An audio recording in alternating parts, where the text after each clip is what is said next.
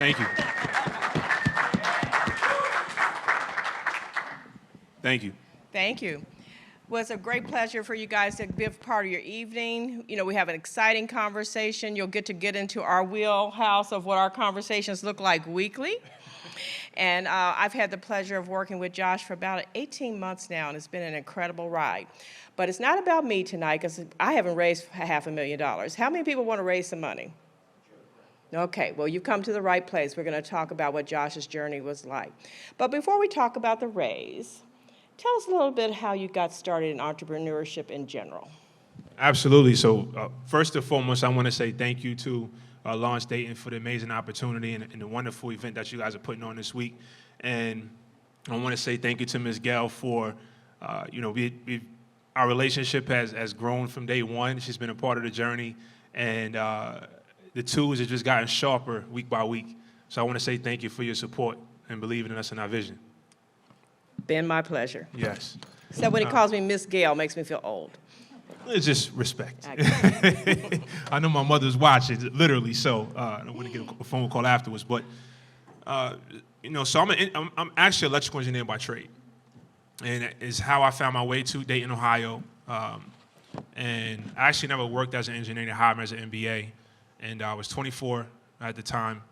And, to me, that told me something, that if a company, a billion-dollar company is willing to hire a 24-year-old as an MBA, then maybe I had something special that I didn't quite know about just yet. And so I spent a lot of time, and the company was Emerson, and I want to mention them because they gave me my grassroots as far as the foundation of a businessman. And, I did Lean, I did Six Sigma, I did Value Stream Map. So I'm doing all these things at 24, 25. And when I finally built up the courage to leave my engineering career 3 years later, I sort of had a solid foundation to springboard with. And I started my first company in 2015. And it was called Operation Driven. And it was a curriculum that I designed to help reduce the top 2 disparities in the state of Ohio, which at that time was infant mortality and childhood obesity. And, it did quite well quickly. And but I made a lot of mistakes, too. It was my first company. I didn't know anything about building sustainability models and finances. And, I was doing a lot of payments under the table. I didn't have a QuickBooks or anything like that. And but fortunately, along the way, I met a lot of mentors and advisors that helped me actually create a business. And that, I've been running ever since. That was July 2015, and Influ now is my 4th startup company. Fantastic. So what was the inspiration for Influ? Absolutely. So my second startup was called Driven Optics, and it was a digital and social media marketing agency. And what spurred the idea of that was my surprise engagement. So my surprise engagement and, my now wife, I did a full production. So if you got your phones afterwards, you can Google Josh Reed surprise engagement. You can see. And because it broke the internet, didn't it? Yeah, okay. Yeah. Unbeknownst to me, but I had a small itch that said that this could go viral, right? And I was very strategic at the time that I posted it on my personal Facebook page, and hit 1 million views in 24 hours. And so my engineering mind kicked in, and entrepreneurial nature said, I got to figure out the mechanics behind this, because if I can do this for businesses, I have an agency, because every company is trying to figure out how to get their product in front of their target market. And I think the previous session upstairs was talking about target marketing and your target audience. And I went and I did I got Social Media Marketing for Idiots, the book. That's what it's called, for idiots, line of books. And I read it. I went and did social media marketing certifications. I did advanced analytics. I did everything in a span of a week. And I vlogged it, and I built the website. So I do have some development background. And I built the website. And my first client in about 2 weeks was Harley Davidson. And 6 months later, I had a successful digital marketing agency, had a lot of 1099 employees. And while revenue was very high, it was still very labor intensive. And so my profit margins were very low. And I remember it was Thanksgiving 2018, and my wife and I were driving to Cleveland to her parents for Thanksgiving, and I was venting because, I'm like working 7 days a week. This is supposed to be fun. The point I got in the business, control my schedule, and I have clients that are paying us X amount of dollars, but they want 10 times the amount in return. Right. right, and invoicing. And I was like, you know what? I need to build the blue apron of social media marketing. Okay, that was the inspiration. And that was the inspiration, and that birthed the idea of Influ, which is now grown from that. But yeah, I actually came with the idea in 2018. Okay. I'll tell you about some of the conversations I have with Josh when he tells me he's driving, because that's always dangerous. But that's okay. Okay, so what was your foundational big break to decide to make the SaaS model go? Well, it was my frustrations with owning an agency. Okay. I wanted a company. The reason why I got into business is I want to build a product that solves a problem and to dominate that market that I'm in. And as an agency, I couldn't manage more than a dozen clients. And that's not why I got into it. I wanted 1 million clients, and the way to do that was SaaS. And I read this book called Only the Paranoid Survive. Anybody heard of that book? By Andy Grove? So if you're watching this on the stream, Only the Paranoid Survive, it talks about strategic inflection points. And a strategic inflection point is the fundamental change that every company must go through. And so, simply, what would change the way you do business? So if you're a mom and pop shop on one block and then Walmart opens up a block down from you, if you don't change the way you function as a mom and pop shop, what is Walmart going to do? Crowd me out. It's going to put you out of business, right? And so what would put us out of business at that time, for me, was automation. Now, why wait for somebody else to do it when we can do it? And so that was spurred the SaaS model, and I built version 1 that was not fully automated. So the previous session they talked about, I can't remember exactly, but it looked fully automated, but it wasn't quite there. And we pounded the pavement, we bootstrapped, and we got along with organizations like Early Risers and ESP, and had our EIR like Miss Gell, and we were able to win some funding, early last year, the Main Street Ventures grant, and that allowed us to pay for to start our development process and to become what we are, just about 8 to 10 months later. So let's talk about the raise. From day one, you knew you would need to get venture capital, correct? Why not just bootstrap it? Why not try to just keep 100%? What was your vision? Yeah, so from day one, I actually didn't know anything about VC, because Influ is my 4th startup. I've been in business since 2015. I've always had my own capital. And if I had an idea, I had the capital to invest in to get it going. I had the network to start getting some clients and to do okay for myself and my family. But there's one word that none of my previous companies had in common, and that was scalability. Right. And Influ, come to find out after having advisors around us that were more educated in this space, says you actually have a $1 billion idea, and we're gonna need some capital to scale this thing. And that's when I started to learn that I really have something special here, and tell me what I need to do to make it happen, and that's what got it going. So we started doing a lot of pitching. How many pitches did you say you made before you got the first investor?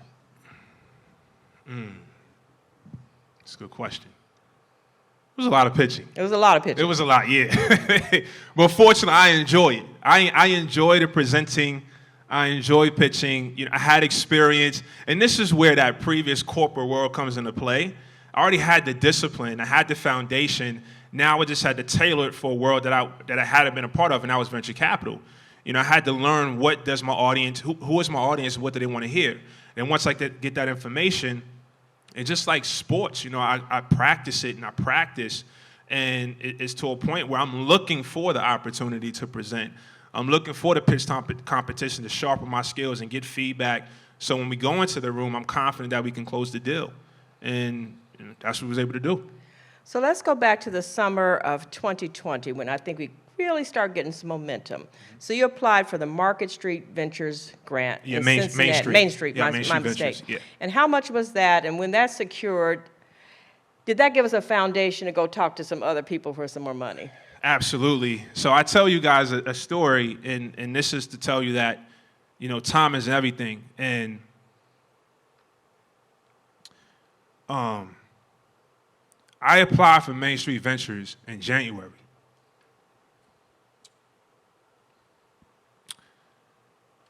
And I was invited to apply for it. Let me get it together. The reason why it's emotional for me because, In January, Little thing came into your life. yeah, What was her name? my daughter, Logan. And so, I started Influ right before the pandemic happened. And I was contacted to start, apply for the grant. And, I'm confident, like, they saw the product. I met with all the right people. And, they love me as a founder. They love the vision. This is not quite what I needed to be, but it's selling. People are buying it. People signing up for it.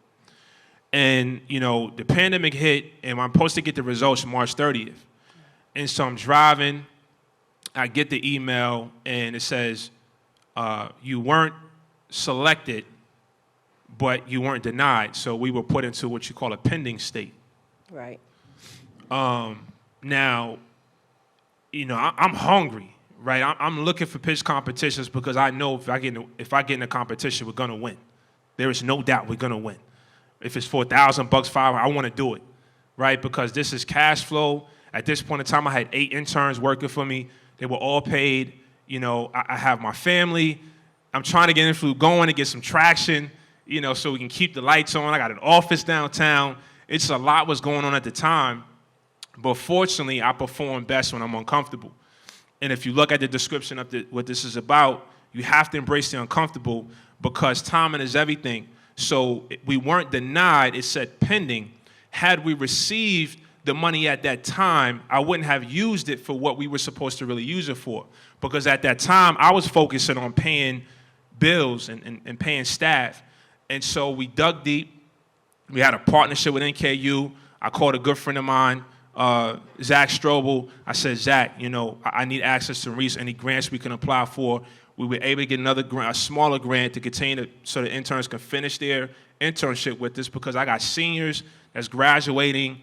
It just had a lot of people supporting the mission. And then you come around, it's June, and I'm sitting in the car in the garage, and I'm talking to our CMO, Judy Kincaid. And I said, Miss Judy, look, things are really uncomfortable. I don't know where Influ is going to be in a month from now. If you guys got to look for other opportunities, I completely understand. But if you believe in me, I'm going to figure it out. And my team stuck with me. My right-hand man upstairs, the next day I got an email from Main Street Ventures. One sentence, congratulations, Joshua Reed, you have been awarded the Main Street Ventures LEAP grant for $30,000. And I called him, I called everybody on the team because I was at home. I was in the garage holding my daughter. I said, meet me at the office at 1 o'clock. I didn't tell anybody for what.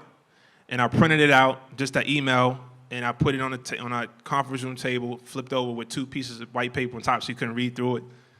And I recorded it. And I said, I go through my motivational speech. And I said on the count of 3, I want everybody to flip their paper over. And they flipped it over. And I said, we got work to do. And that got us right back in the game. I took that $30,000 and I took care of everybody on the team. Our seniors were able to finish. The undergrads were able to finish. One of the seniors now work for us full time. And I took the remainder of that money and I hired a development team. And I started working on what we are today. Fantastic. So then we started thinking it was time to go do a raise. Yes. So what strategies did we put in place? Because money follows money. Yep. And the conversations we had said we just need to get one person to say yes. Yes. So we decided we were going to pitch to ESP Angels. Yes, the Dayton Angel Group, right? That's Right. ESP, yeah, okay. Round one. Round 1, yeah. So we pitched to the Dayton Angel Group. I think it was June. I think it was that same month. Mm-hmm. And did we get great feedback? It was great. It was okay. I don't think it was. Yeah, Did we get a check? No. No. What we got, we did get? What did we get? Oh, that was a phenomenal presentation. That was a phenomenal presentation. So were you discouraged, when they didn't bite? No, I don't. Nope. And that's the thing, it's, everything I share with you, I haven't yet to say that I have to look for other things to do. I say I have to figure it out. Not 1% of me felt that I had to look elsewhere for other opportunities. I had to figure it out. And the thing is that when you're uncomfortable, that means you're on to something big. If you're comfortable, you're content. You're not thinking creatively. You're not thinking outside of the box. Us having that adversity is what created what we are today. We're nothing today what we were in June of last year. We're a completely different product, solving a multitude of problems that we weren't thinking about at the time. And so when they didn't bite, I said, well, if it's not going to be you, it's going to be somebody else that's going to support us. And so we got right back to the drawing board and kept going. So it was December 2020. Everybody else is kind of taking off the holidays and what have you, but we got into a very pivotal pitch with Jumpstart. So let's talk about that. Yeah. So I get a call from Ms. Gal saying Jumpstart is looking for, some new companies to explore. And what would be their minimum investment? $100K. $100K. Okay. So when do we meet, right? So I believe we were one of 4 or one of 7 that was selected to present. One of 4. One of 4 to pitch the Jumpstart. I believe we were second or third to go. And, another thing, too, my presentations, I'm not sitting in front of the laptop. I'm standing up. I'm suited. I got a pointer. It's via Zoom, okay? I'm dressed just like this for a Zoom meeting. And because we're representing something more than just a technology company, I'm showing them what they're investing into. They're investing into somebody that takes their craft very seriously. And if you look at my team, everybody is the exact same way. And so we present, and the very next day, Ms. Gell and I get an email from Ashley. It says they would like to meet with us to discuss further. And we met with Ashley. This is, maybe a few days after that, right? And she was very diligent and very timely and was very excited. She's like, you're the only company that we called back, and we're excited about what you're doing, but does it really do what you say it do? Right? She wanted a demo? She wanted a demo. And I was like, I said, yes, 100%. But I still had a product that was buggy because I didn't have the right development company at the time. But I was able to make it work, and I was able to sell it, and it had the core functionality of what I was selling in the presentation. And so we did the demo. She loved it. She says, look, we want to get you back in front of our screening committee. And I said, well, when? Can we do it tomorrow? She said, no, we got to coordinate schedules. And so I believe we met with them right after the first of the year, right? We met with them officially after the first year, but we kept driving through December. I remember December 22nd on a Saturday talking to GLG. Yes. Yeah, Jumpstart was they were all in. And, I want to say thank you to them because they were invested into us before they actually ever made an investment. Yeah. Right? And we had meetings with GLG that said, who would be your ideal partner? And I said, well, Constant Contact and then Calendly. Those would be the 2 companies that I would like to strategically partner with. And they said, well, we can get you a meeting with both. But you got to select one because that's just how GLG works. So we ended up meeting with an executive VP at Constant Contact. And they validated our customer acquisition model, which is perfect because Jumpstart is waiting to see what they're going to say about our customer acquisition model. Right? And he was like, you guys are spot on. Actually, this is how we got started. And then we discussed what was the proper pricing of our subscriptions. And that helped us too. And so that call, I truly believe that call, the purpose of it was to give us the stamp of approval to continue to move forward with Jumpstart. I agree. So we got our foundation, and we had to start going up the ladder. We got 100,000 in. We got someone willing to lead the round, but we still had to get another 400K. Yes. So how did we start to create fear of loss? Making sure everybody felt they didn't want to, miss out. Well, I think other investors helped us do that because what you learn is that VCs, they talk, right? And, I want to give a lot of credit to tech and the ESP because they completely opened up their Rolodex and says, well, we clearly have something here. Let's put the resources behind them. And guess who they set up a meeting with again? Yeah, so we took round 2, and we called Kim Frazier with the Entrepreneur Center here and said, hey, we presented once, but we have Jumpstart in that's willing to lead the round. Can we represent? And her answer was yes. And I think, tell them about that call. So we round two. We're presenting to the Dayton Angel Group. I said, hello, ladies and gentlemen. Remember me? Yes, we do. And I said, well, I have a lot of updates for you, right? And the story is a lot different than what it was last June. And it was just two of us presenting this time. And so I went second. And the first company, they were already a multi-million-dollar organization. Mm-hmm. But I have a billion-dollar piece of tech. So I'm not, my frame of thought is different. And I do my thing. I present, and there maybe was 2 questions. 0 questions. Oh, there was 0 questions. 0 questions. And so what do I do after every meeting we have together? Call me within 2 seconds. Yes. So I call Miss Gail, and I'm fired up. I'm like, these guys, they invite me back. The story, the traction we have, we did all this without anybody's support, no funding. And, I'm just going down a list. Maybe within an hour afterwards, Kim emails me, says we have, at that time, 3 angels who would like to meet with you to discuss investment.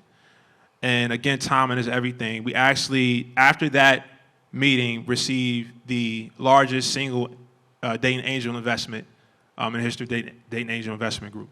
Yes, so you're sitting with the founder from the Dayton Angel Investor, the largest single investor that anyone made to date.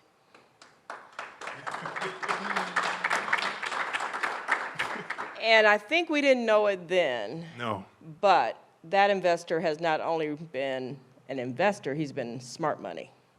Smart money. And he's become very near and dear to me. Our relationship has grown in just the last couple of months. I actually talked to him today.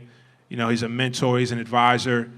But more importantly, Ms. Gail mentioned smart money. He has done what we aspire to do. He has exited. He has also IPO'd. And we're getting counsel. We're not just getting a check.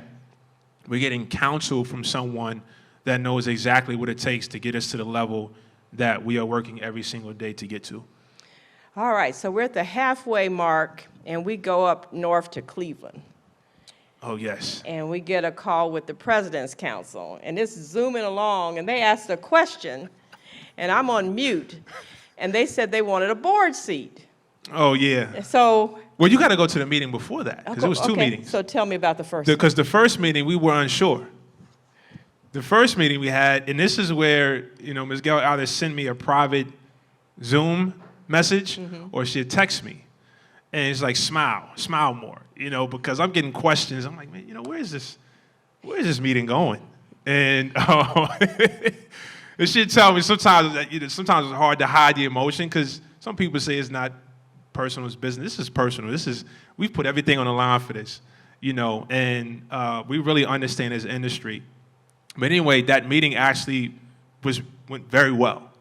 Okay. And they emailed us later that day that said they would like to bring us back in front of their entire committee in 2 weeks. So we're in front of the entire committee. We maybe have 250,000 in now. Mm-hmm. We're starting to get some momentum. Mm-hmm. And they said they wanted a board seat. Mm-hmm. And then what did you say, and what did I have to clean up? Yeah, I said, of course, absolutely. And she said, but...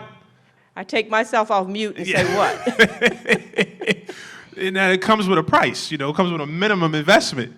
And they said, well, what is that minimum investment? And I said 150. And did they invest? Oh, quite. They definitely did. They came to play. Yeah. So I want to say thank you to the President's Council as well, because they're also been very supportive of us. Also opening their Rolodex. And I keep going back to that because I've been very clear about this from day one. I'm not looking just for the check.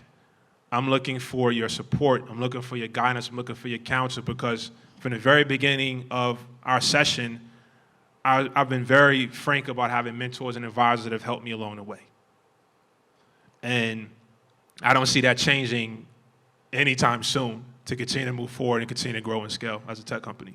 So we start to get some other investments. We're getting close where we're really like 400,000. We need another 100,000. And we just about get to a position we're oversubscribed. Yeah. So how do we handle that? Now we're at the point where we're clearly going to hit the 500 mark. Do we raise it to 700 or 750? And fortunately, as soon as we get the investment, I start building our relationship immediately.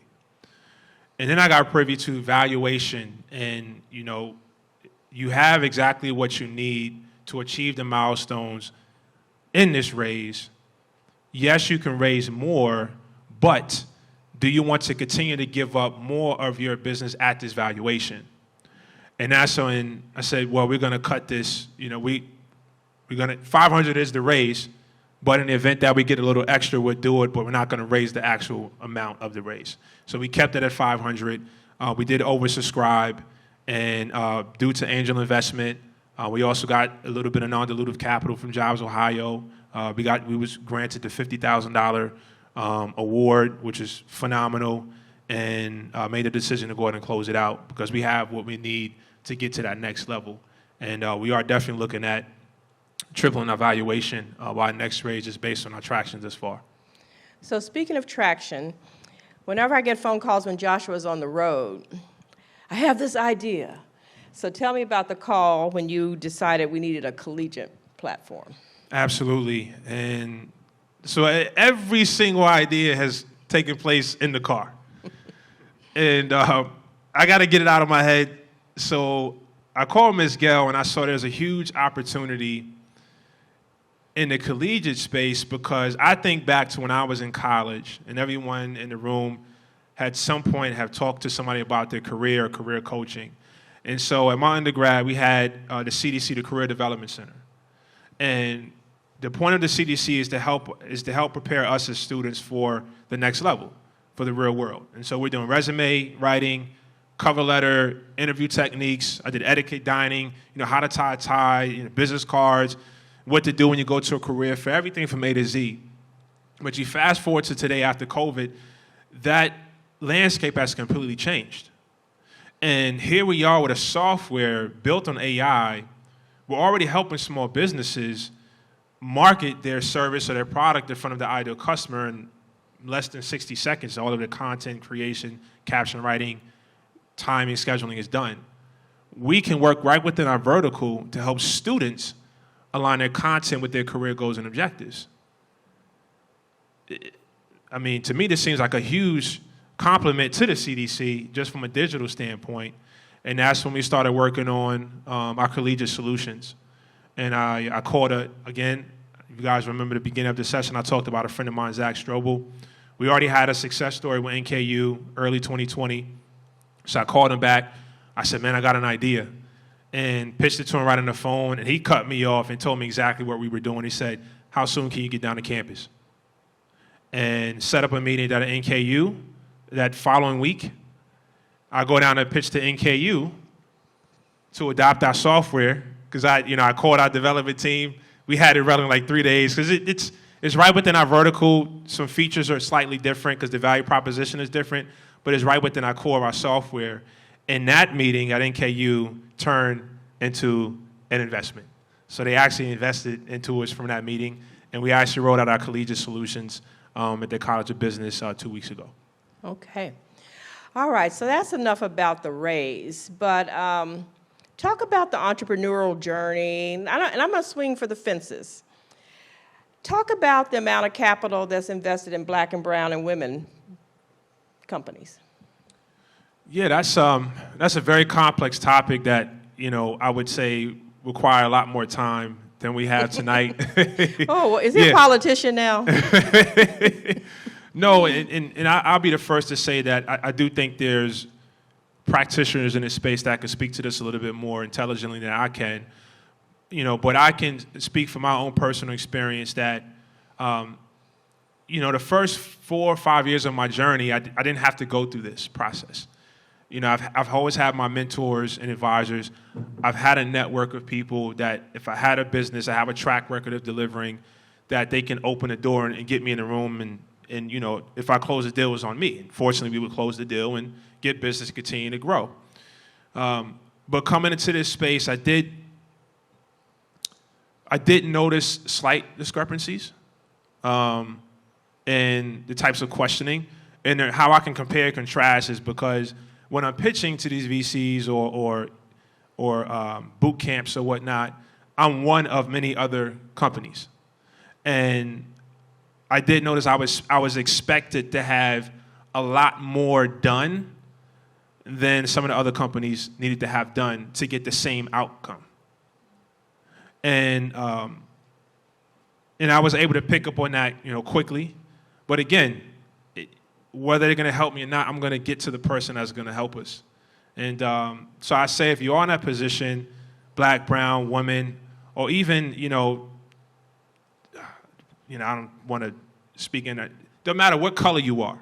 If you are in that position where you feel like you have a product that can solve a problem, and you're presenting and you have naysayers, or you have people that have not been in your shoes before trying to tell you otherwise, I would say use that as motivation. Use that as fuel to the fire and continue to pound the pavement. And my mind said, if you're not going to help me, I'm going to get to the person that will. And that is what helped us get to where we are today. Fantastic. So, how do you inspire your team? Same way right now. I'm the same exact person. I'm a little bit more reserved right now, but in the office, we get amped up, and that's my personality. I'm exactly who I am now in front of my team, and that's it. But I do tell them this that I've always said from day one: I appreciate your loyalty, and I appreciate you executing your action items for me, but do this for your future. Because I'm not one that says I need 100% of the pie.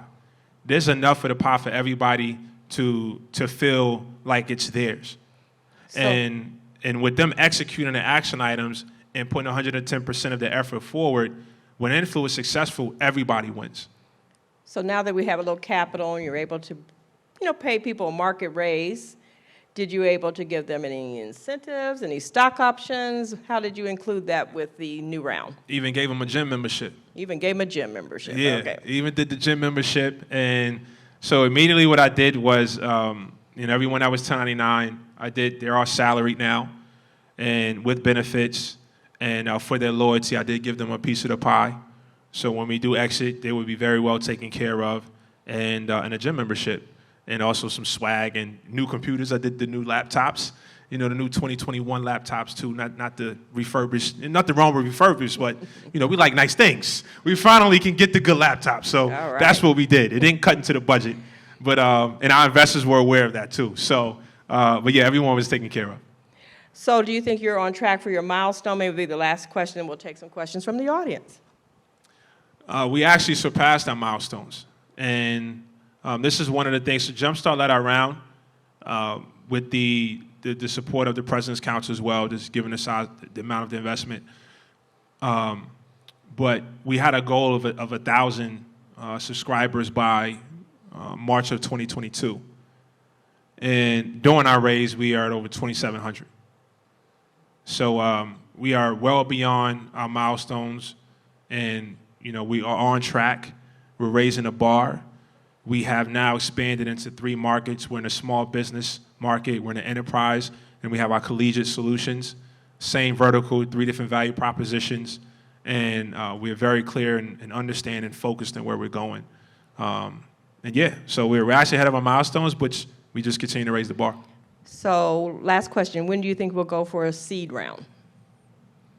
Right now, and if you're a prospective investor, and if you're an aspiring VC chaser, you want to always be prepared for these types of questions. So we are anticipating a seed round in Q1 of 2022. Very good. All righty. So I think I've asked most of my questions. So any questions from the audience? Maybe some insights around how you ran the business and grew the business, right? Because getting money is a full-time job and running a business. Most definitely. Absolutely. Sure. Can you explain how you went about running the business as well as managing your time, between managing your staff, doing the day-to-day operation, and raising money? Did I capture that? Yeah, so my leadership style, I'm not a micromanager by any means. And in my mind is if I have to micromanage you, then I might as well do it myself. And so fortunately, I do have a team that's very independent, and they understand the mission at hand. And so we just we're laser focused on the outcomes. But 2020 was, the way I explained it, was a year of survival, as for many people. And some companies thrived in 2020. But for us, we were surviving. We were fighting to survive and make it the next month to get to the point where we could focus on executing, which is where we are now. But it was just focusing on destination, man. It was a mindset, and that's one of the things I really wanted to get to, with this room as a listening, because everybody's at a different state. But, and I could talk to you about presenting. I could pitch to you right now 20 slides verbatim without any uhs or ums. I just know my information that well. And I'm always ready to present because I never know who I'm going to meet. And I can talk to you about the order of your slides, but there's people that do that every single day.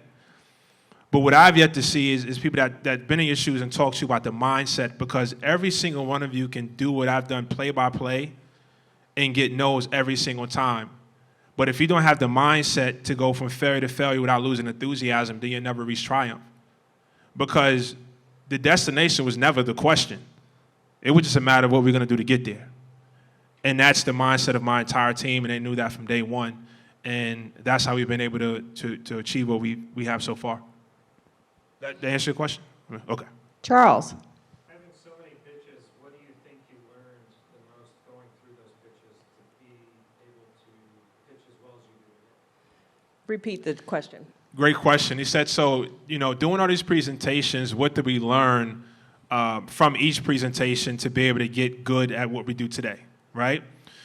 So what I learned, one, is to know your audience, because sometimes you can get upset when it has nothing to do with you, because you could be a tech company or fintech, medtech, you could be a service company, meaning you're brick and mortar, but you just present it to a group of individuals that have no interest in investing into your space, into your industry. And so you could leave that feeling down and out, feeling frustrated and upset when it had nothing to do with you. It's just that those investors, they don't invest into that space. And so what I started to ask questions and learn about, who are we talking to? What is their interest? What are those buzzwords? What would get them excited? And is this the right room for me to be in? And also take feedback with a grain of salt, because you can pitch to one room of VCs or angels and they'll tell you, you don't need that slide. And you can pitch to another VC in room that are also just as successful. Say, where is that And they slide? say, where is that slide? So, I would say listen to your coach or advisors and just do what you do best. And if you've learned anything from the journey I just shared with you, which is very high level, timing is everything. Everyone that we have spoken to, the deal was closed. It was just a matter of the timing. Main Street Ventures, pending in March, close it in June. Dayton Angel Group, pending in June 2020. 2021, largest single Dayton Angel investment group. It's all about timing and staying the course, and don't fret and don't get discouraged. Just continue to do what you're supposed to do, and it's going to happen when it's supposed to happen, because if it happens at the wrong time, you may not be positioned to nurture that investment. And eventually you fail because it was premature. So, yeah. Point of personal privilege, Charles, who we always bring in to talk about pitch coaching, so that's a great question from one of the best pitch preparers in the room. Yes. So speaking of timing, though, it does normally take twice the amount of time as you think. Like in December, we thought we were ready to go, and we would close this round in 60 days. How long did it take us? Yeah. Well, we officially launched the raise early June, and we closed about 2 weeks ago.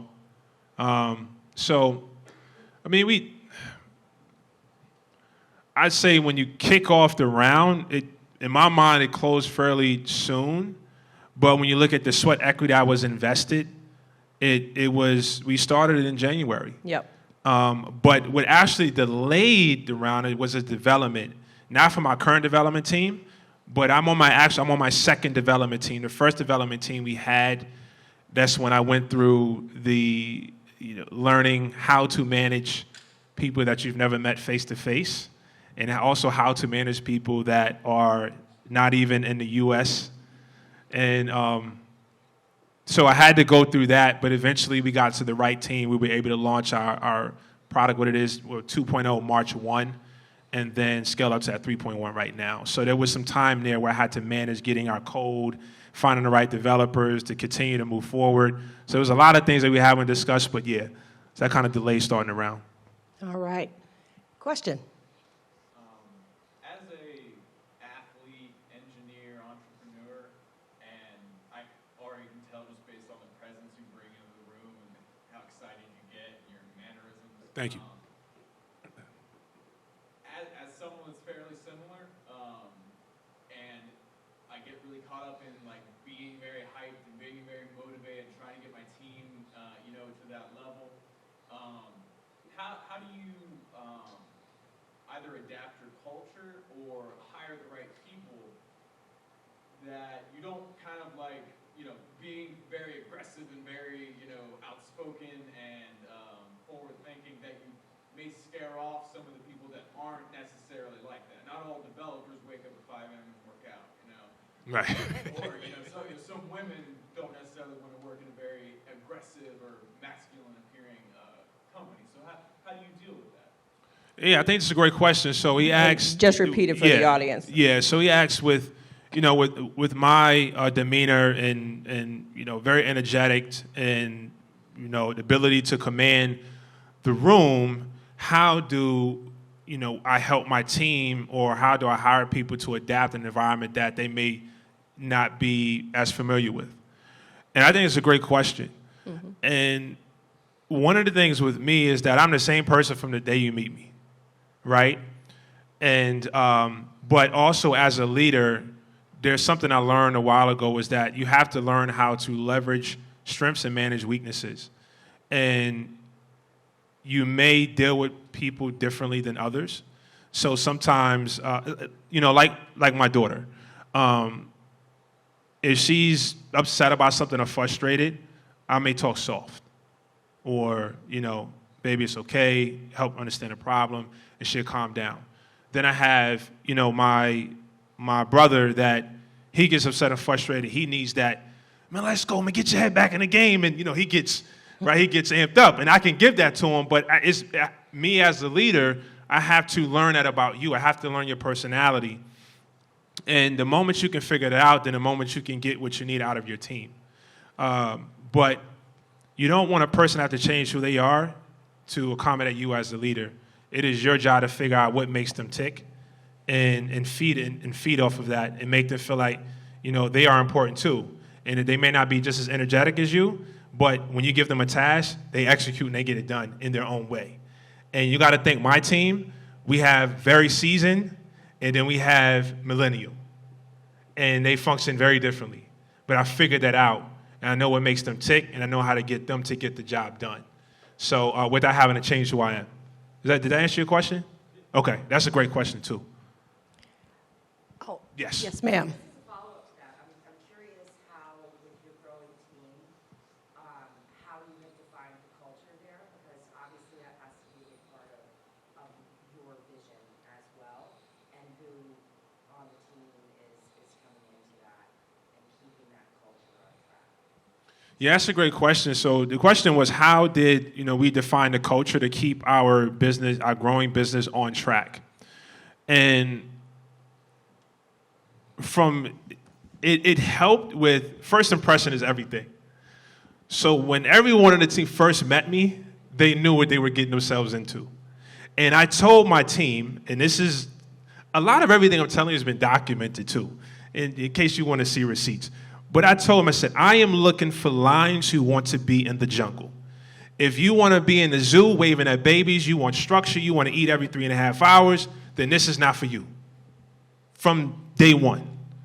I am a lion for the job. I like running top speed, chasing cattle, climbing trees, rolling in the water, getting dirty. That is, I thrive off of that. A lion in the jungle is not in its natural habitat. And so when you come here, you know what to expect. And nothing against T-shirts and tech, but we're not a T-shirt tech company, right? What you see is how we are, and we're in technology. So when we go places, we look sharp.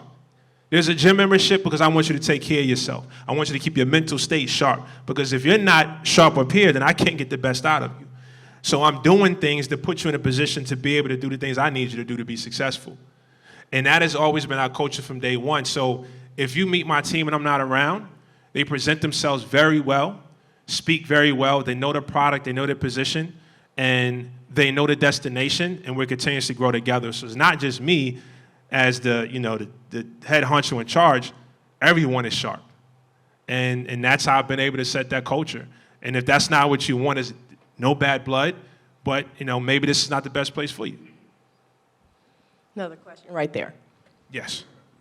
To get back to some of the investment stuff, I don't know much about raising money or anything, so I want to ask a question about that.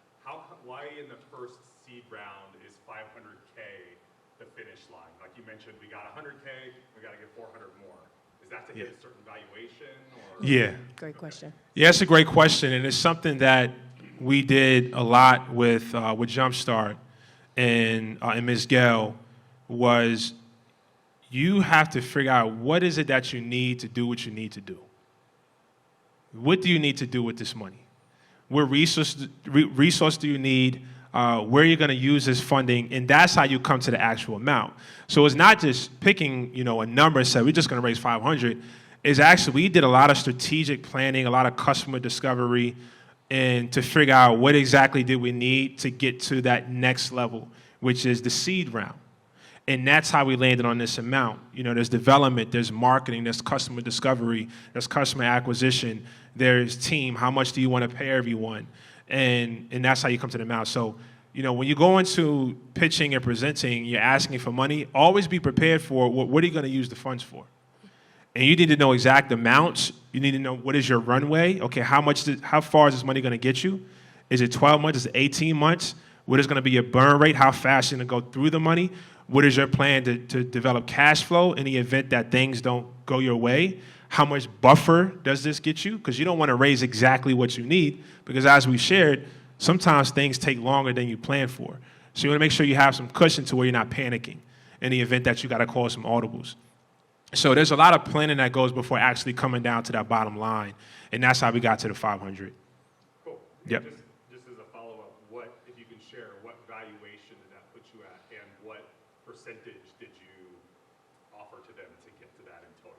Yeah, that's a great question. So something that you'll learn along the way is that you always hold your valuation near and dear to your heart, especially after the round is closed. Okay. But you get to that valuation when you go through a process called due diligence. And so that's something else that we went through. We went through a due diligence process, and then we get presented with a term sheet. And it's up to you as a founder to accept that term sheet, or you can offer a counter term sheet.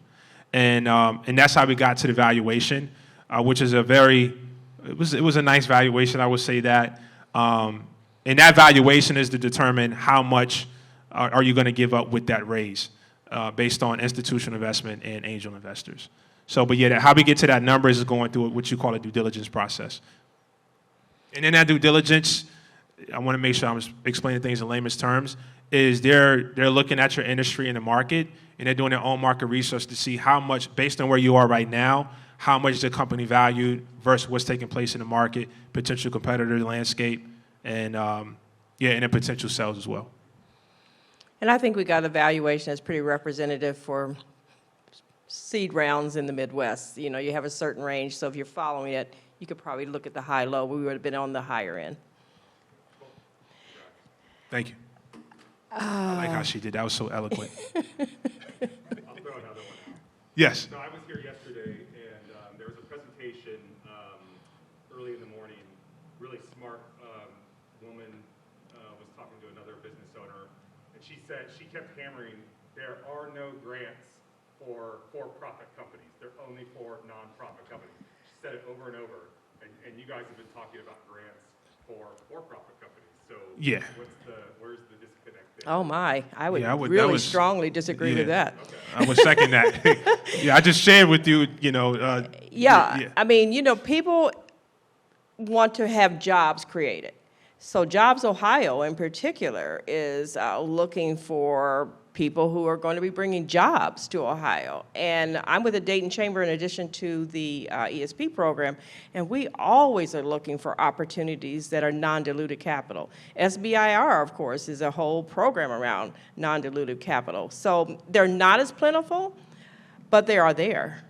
They are definitely there. Now, with that, just to piggyback off of that, with those grants do come requirements.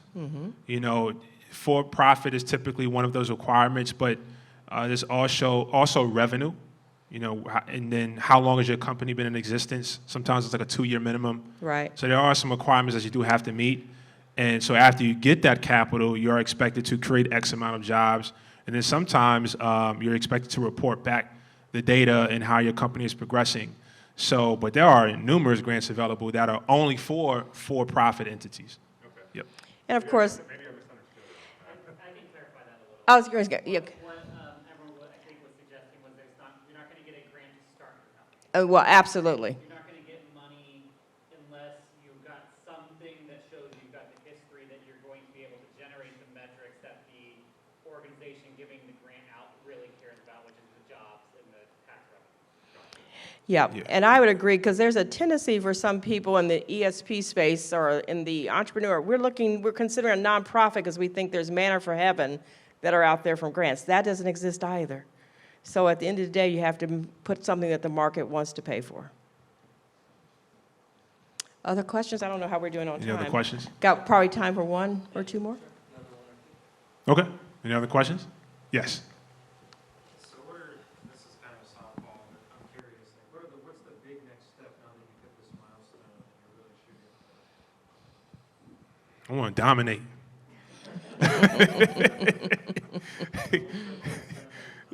Yeah, you know, I want to dominate. Like I said, you know, our goal is to triple our valuation by the next round. And we have all the resources, the backing to do it. And that's really what our eyes are set on. I'm not focusing on an exit. That's not my focus. The focus right now is to dominate. I love to compete. Our team feel the same way. Our product is phenomenal. And that's what we're focusing on. So who is your favorite person in the ESP program? Sit right next to her. No, Sit right next to her. This has been an incredible run. John, Audrey, and I met Josh face-to-face the first day that he came straight from the hospital. He had the band on, you know, when you're in the hospital because his wife had a baby 18 hours later or earlier. Yeah. And so from that meeting, I knew we were doing something special because his work ethic is second to none. Thank you. And I want to say thank you to, you know, my wife. So my wife is an amazing woman. She's someone with an extreme work ethic, and she's an OBGYN, a first-generation doctor.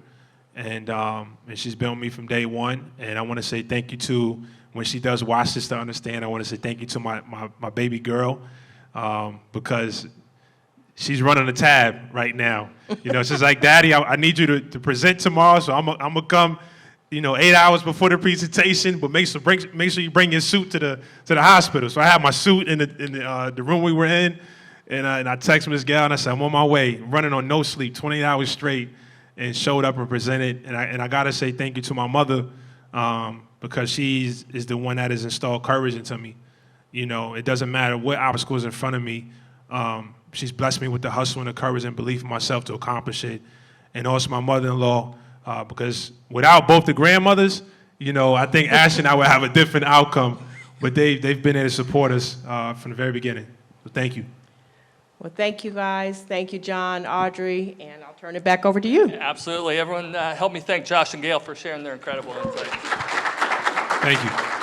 So that's it for tonight. Hopefully you can join us tomorrow. And thank you again to our sponsors, Canary Consulting, Fifth Third Bank, Entrepreneurs Center, and Parallax for sponsoring the conference, as well as Technology First for making this software track happen. Thank you again to our wonderful speakers. One more round of applause. Thank you. Thank you for coming. Yeah, and sincerely, thank you for what you're doing for the